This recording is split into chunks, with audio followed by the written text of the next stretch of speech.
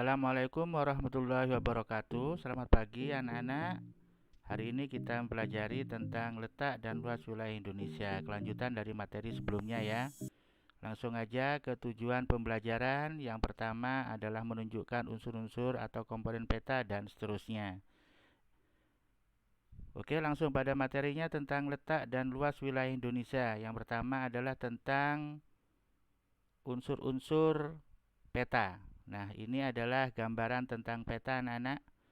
Jadi peta itu ada beberapa unsur yang harus kalian pahami terlebih dahulu. Di situ ada legenda, ada inset, terus ada skala, ada garis bujur, ada beberapa penampakan yang lainnya.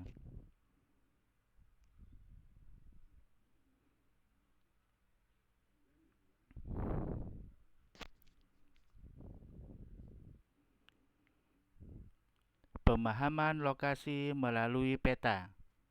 Peta adalah gambaran permukaan bumi pada suatu bidang datar dan diperkecil dengan menggunakan skala. Sebuah peta terdiri atas beberapa komponen penyusunnya. Komponen penyusunannya terdiri atas judul peta, skala peta, orientasi utara, simbol peta, garis astronomis, inset, legenda, dan sumber peta. Kita mulai dari unsur yang pertama anak-anak. Yang pertama adalah tentang judul peta. Sudah kelihatan nama judul petanya ya. Di situ ada peta wilayah Provinsi Riau. Berarti peta ini membahas atau membaca khusus untuk Provinsi Riau. Yang kedua adalah skala peta.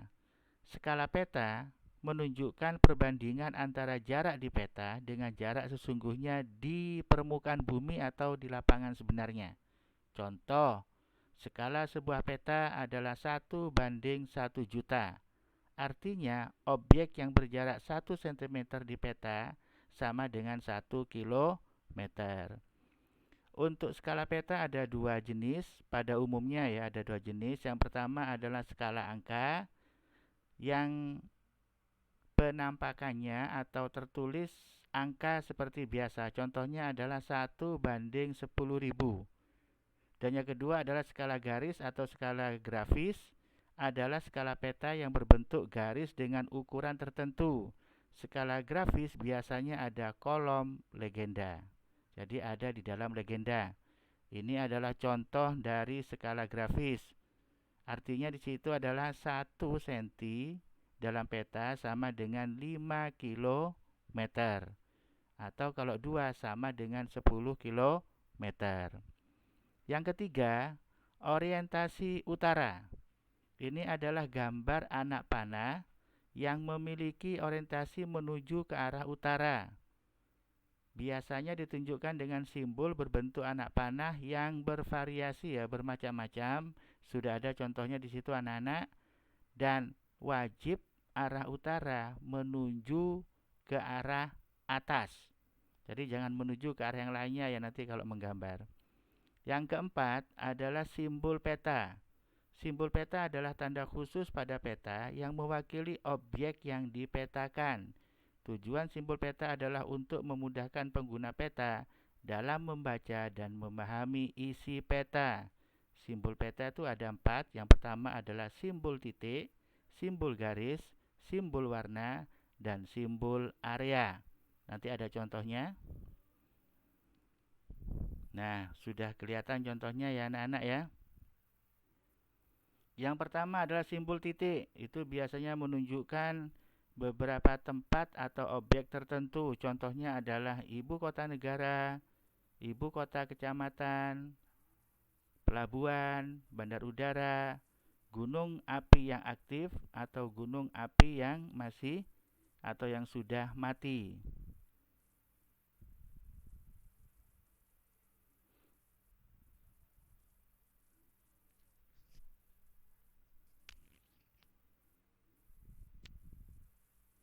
Yang kedua adalah simbol garis. Itu biasanya menunjukkan tentang objek-objek yang penampakannya berbentuk seperti garis, seperti sungai, jalan, batas provinsi, dan lain sebagainya. Berikutnya adalah simbol warna. Simbol warna itu menunjukkan istilahnya itu tentang kenampakan dari ketinggian atau kedalaman suatu wilayah. Kalau misalnya daratan, biasanya ditunjukkan dengan warna hijau, kuning, dan coklat menunjukkan ketinggian tertentu. Kalau air, biasanya ditunjukkan dengan warna biru atau hijau.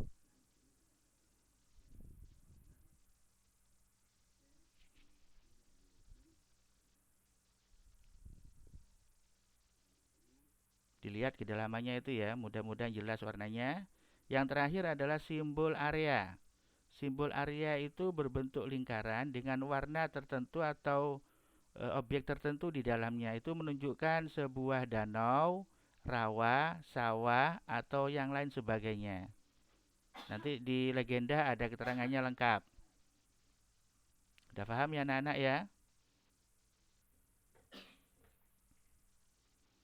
Berikutnya adalah yang kelima, garis koordinat. Garis koordinat adalah garis hayal pada peta berupa koordinat peta dalam bentuk garis lintang dan garis bujur. Ingat, garis hayal. Tidak ada sebenarnya, cuma dibuat seperti ada untuk memudahkan kita membaca peta. Yang keenam adalah insert. Merupakan peta kecil yang ada pada suatu peta untuk menunjukkan lokasi daerah yang dipetakan di antara lokasi lainnya yang lebih luas. Contohnya ini adalah insert dari Pulau Kalimantan ya, yang berada di wilayah Indonesia, sehingga perlu untuk diperbesar lagi sehingga lebih jelas. Termasuk juga mungkin nanti ditarik lagi untuk daerah tertentu. Contohnya di situ sudah dikotaki tentang daerah Tarakan di Kalimantan Timur.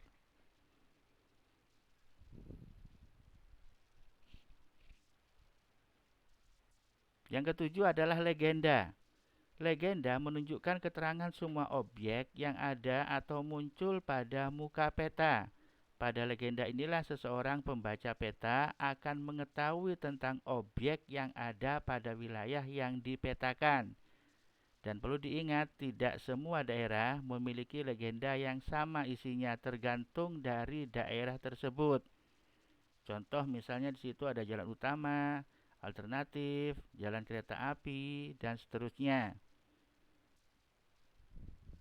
Termasuk juga penampakan lokasi tertentu seperti pom bensin, rumah sakit, dan seterusnya.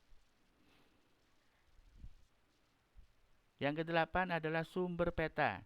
Sumber peta menunjukkan orang atau lembaga yang membuat peta. Dari sumber peta inilah diperoleh informasi untuk pembuat peta sehingga bisa dinilai kualitas peta yang dihasilkannya. Untuk kita menggunakan dari Kemendikbud ya anak-anak ya, biar lebih valid. Sudah ngerti ya? Kita langsung masuk ke berikutnya, materi berikutnya tentang letak dan luas wilayah Indonesia. Kalau tidak ngerti nanti tolong tulis di komentar di GC. Silakan kamu baca. Letak suatu tempat menunjukkan posisi di antara dan seterusnya. Setiap tempat berbeda di bumi akan menunjukkan perbedaan satu sama lain. Sehingga letak wilayah sangat berpengaruh terhadap keadaan alam satu tempat. Letak wilayah Indonesia mempunyai pengaruh terhadap keadaan alamnya. Letak Indonesia dapat dilihat dari dua sudut pandang, yaitu letak astronomis dan letak geografis. Untuk lebih lengkapnya, kita lihat tampilan berikut ini. Letak astronomis Indonesia adalah letak yang berdasarkan kepada garis lintang dan garis bujur yang ada di permukaan bumi. Kamu lihat di situ ada titik 95 derajat BT, ada titik 141 derajat BT. Itu adalah batas untuk Indonesia sebelah barat dan sebelah timur. Untuk utara dan selatannya adalah ada di titik 6 derajat lintang utara dan 11 derajat lintang selatan. Jadi garis bujur itu garis yang mendatar ya anak-anak ya. Garis yang tegak lurus ke atas. Sedangkan untuk yang garis lintangnya garis yang mendatar.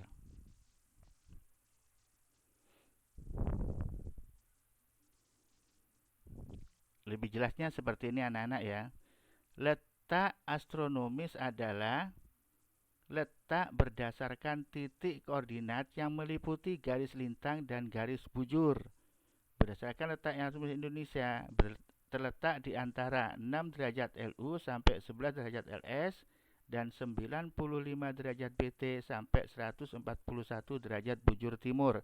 Artinya bahwa Indonesia dari letak tersebut iklimnya berkarakteristik iklim tropis. Berikutnya adalah letak geografis. Adalah letak menurut keadaan sebenarnya di permukaan bumi. Kamu lihat di situ gambarannya adalah Indonesia berwarna merah. Di situ ada 4 wilayah besar. Jadi Indonesia diapit oleh 2 benua dan 2 samudra. Adalah letak berdasarkan posisi atau letak sebenarnya di permukaan bumi. Berdasarkan letak geografis, Indonesia terletak di antara 2 benua dan 2 samudra, yaitu benua Asia dan benua Australia. Terus Samudra Hindia dan Samudra Pasifik. Karena letak geografisnya ini, Indonesia itu memiliki 2 musim ya, karena pengaruh dari angin muson barat dan angin muson timur. Biar kamu jelas nanti dilihat peta anak-anak ya tentang batas wilayah Indonesia. Sebelah utara berbatasan dengan Malaysia, Singapura, Filipina, Laut Cina Selatan. Di wilayah selatan adalah Timor Leste, Australia dan Samudra Hindia. Sebelah barat Samudra Hindia. Sebelah timur Papua Nugini dan Samudra Pasifik. Apa keuntungan letak Indonesia dilihat dari sisi geografisnya?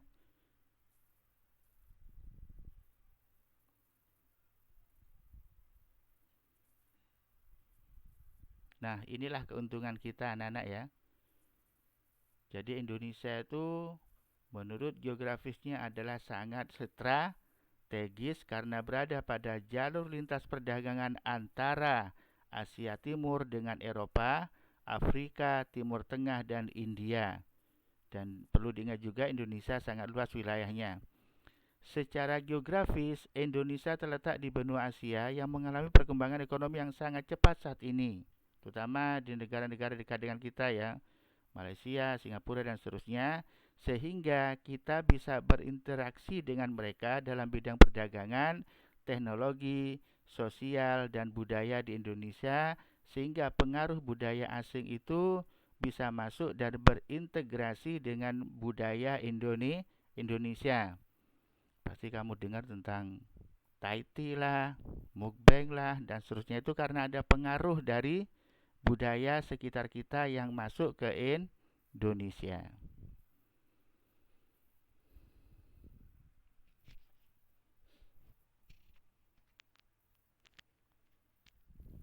Kalau terlalu cepat nanti kalian skip ya, dibaca berulang-ulang.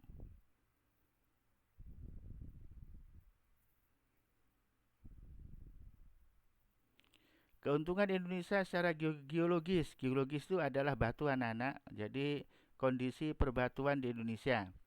Dan Indonesia ini adalah wilayah yang sangat diuntungkan dengan adanya pertemuan beberapa lempeng pegunungan ya. Di antaranya adalah lempeng pegunungan Eurasia, lempeng Pasifik, lempeng Hindia. Sehingga dari banyaknya gunung berapi ini, Indonesia kaya akan berbagai potensi sumber mineral dan energi yang ada atau yang kita miliki sekarang ini. Oke anak-anak, sekian dulu, sampai bertemu lagi. Mudah-mudahan kalian bisa mengerti apa yang disampaikan hari ini, dan tolong beri komentar di GC atau di channel ini. Assalamualaikum warahmatullahi wabarakatuh.